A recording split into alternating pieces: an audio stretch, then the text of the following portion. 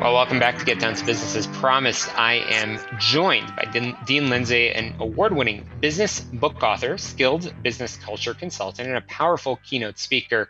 He has helped build, engage, progress-based sales, leadership, and customer service cultures for many, many companies, far too numerous to list, but they include New York Life, Nestle, Marriott, and so many others. And I can relate to him because as a fellow marathon runner, I know that we bring that constant perseverance and resiliency to the table, and we're going to talk a little bit about that. Dean, welcome to the program. Hey, honored to be on, Shalom. Oh, absolutely, it's an honor to have you. So your book is called Progress Leadership: Say No to Change Management. And that is an interesting premise indeed. I want to talk about it, but Dean, before we get there, I want to talk about you. So tell us about your background and how it led to all of the things that I just mentioned in your bio, and how it led to this fantastic read, Progress Leadership. I've always been intrigued with psychology and the psychology of how humans make decisions. I even kind of met a focus in college on a course that had persuasion, and that became an emphasis of my degree, persuasion, and how we're persuaded in different arenas. I also really enjoyed the stage and performing, and kind of just weave those two together. And then as I look more and more at what does propel people to act, because when we talk about leadership or sales or customer service, everything really comes down to somebody acting, and then if you're in the sales, you're trying to encourage them to take those actions. You're trying to step out in the marketplace and find a way that you can, be of service and support your family. And that's where we ended up. But I've been doing it a long time now. Well, it's a great read. The book came out October 2021, and I'm sure all of our listeners will be running to their nearest bookstore, but certainly going on Amazon. We'll talk more about that in just a couple of minutes. And it's received some fantastic accolades, including from the VP and Chief People Officer of Southwest Airlines, who said that she recommends this book to HR professionals, business leaders, sales leaders, and anyone who's trying to not only navigate the business world today, but also succeed in it. So let's talk about change management. Change management has sort of come to include anything from altering work culture, embracing diversity, which we'll talk about later in this program, modifying work tasks, and improving company morale and loyalty. So why do you say no to change management?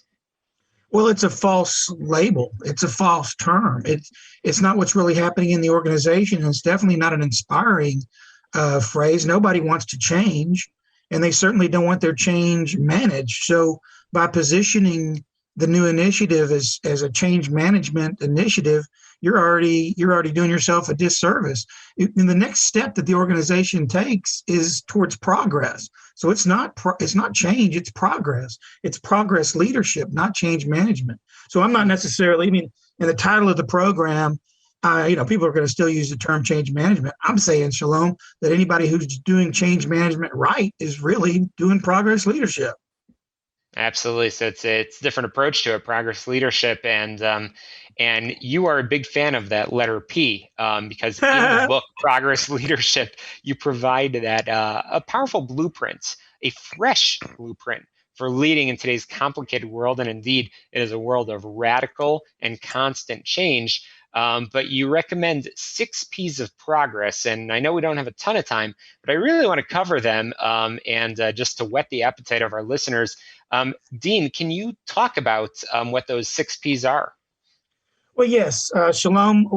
What I'm saying when discussing the 6 P's of progress, which is really kind of the middle part of the book, is that everything we do as humans, consciously or subconsciously, we do because we believe the perceived consequences of those actions will be us feeling the unique right mixture to us of the 6 P's of progress: pleasure, peace of mind, profit, prestige, pain avoidance, and power. So if you're trying to sell somebody something, if you're trying to lead people towards a certain decision, you're, whether you know it or not, are trying to get them to feel to say, hey, I'm going to feel some unique mixture of those 6 P's of progress by doing that action. Even customer service. The reason we provide great customer service is to offer that customer peace of mind. And the customer gets peace of mind, which then leads to them having customer loyalty, which then leads to us having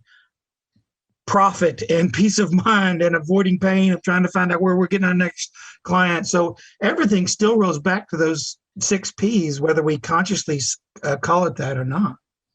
Absolutely. So again, those 6 P's: peace of mind, pleasure, profit, prestige, pain avoidance, and power, which is sort of really the summary. Again, we're not sharing all the secrets of this book because we want people to pick it up, but no doubt everybody wants to achieve their desired outcome in whatever line of work you are in. It really doesn't matter whether you're in those companies that I mentioned earlier, Nestle, Marriott, Gold's Gyms, or any others. The reality is that everybody is looking for one of those areas. So, Dean, I would be remiss if, in having this conversation, as we talk about progress leadership, with a very skilled business culture consultant and business leader such as yourself, what are some of the challenges that you've experienced in your own life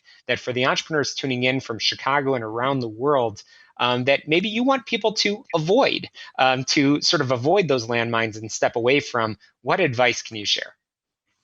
Well, there's so much, Shalom. Thank you. Thank you. One of the things, it really is to understand that there are so many different, quote unquote, good ways to invest your time, but you can't do and have everything. So the more, and I really come back to a quote by Pat Benatar. She sang this in the song Invincible: with the power of conviction, there is no sacrifice. So one of the things that I needed to do when I committed that I was going to, write this book, or even, in the packaging of the book, is there's a lot of things that I didn't get to do during that period of time, but I had to have the power of conviction that the things that this book was going to lead to, both for me and the people that were going to read it, was worth more to me than whatever short-term benefit I was going to get from some other activity.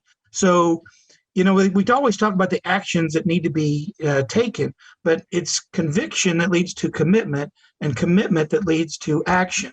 And we have tons and tons of people who are trying to sell us on their ideas and things that we should do with our life.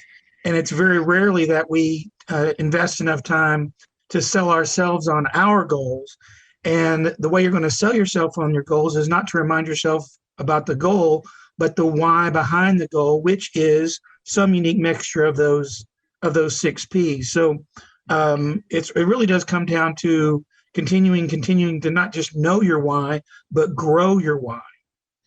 Absolutely. And again, I'm chatting with the author of Progress Leadership: Say No to Change Management. That author is Dean Lindsay, and it's a really, really great read. We've been chatting over the past 10 minutes or so about some of the 6 P's, which are ways to enhance opportunities. And it's really it's a change, but it's saying no to change management. It's a change from thinking in that terms to thinking about progress. So speaking of progress, Dean, right before we share that website and how people can pick up a copy of the book, what is the progress that you're hoping your readers will sort of take away after they read the book? What's the takeaway and the next steps that you're hoping that they'll put in place? Well, I hope that everyone who reads this book, whether they're reading it for themselves or they're reading it to lead people or quote unquote sell, which I see a huge overlap between sales and leadership, see that they have a lot available in their quiver. It's not all, there's such a thing as pain avoidance leadership, my way or the highway.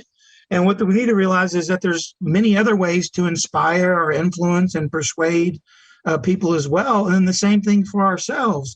If we have things we say we want to do and then we do things, well, sometimes those two don't line up, and we need to understand that there's a reason. There's always a reason. And it comes down to the perceived consequences of those actions. Somebody might say, man, that person had no reason to do that certain thing. Well, I know they had a reason because they did it. They did it. Well, Well, I don't want to share all the secrets in the book because no doubt people want to pick it up and learn a lot more.